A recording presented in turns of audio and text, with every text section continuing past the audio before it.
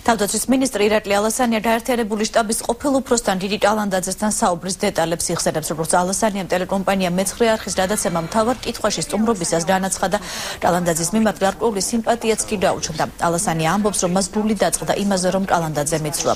მისივე თქმით, საზოგადოება გაღიზიანებულია და მოქალაქეების შეკვეთა რაც შეიძლება სწრაფად მოხდეს სამართლიანობის აღდგენა.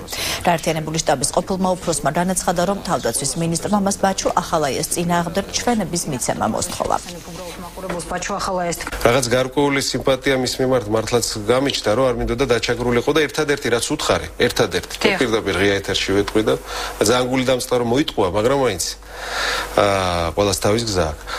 უთხარი რომ თუ შენ მართალი ხარ და თუ შენ ეს დანაშაულებები არ ჩაგიდენია, რაზეც ყველა საუბრობს და რაზეც სასამართლო, მე დაგიცავ და სისტემა დაგიცავს ყველანაირად. გვერდში დაგიდგებით, მაგრამ შენ უნდა ითანამშრომლო ბუნებრივია გამოძიებასთან. ეს იყო ერთადერთი რეალურად რაც მე ვუთხარი. სხვა საუბარი არც მჭირდებოდა მე მასთან სხვა საუბარი.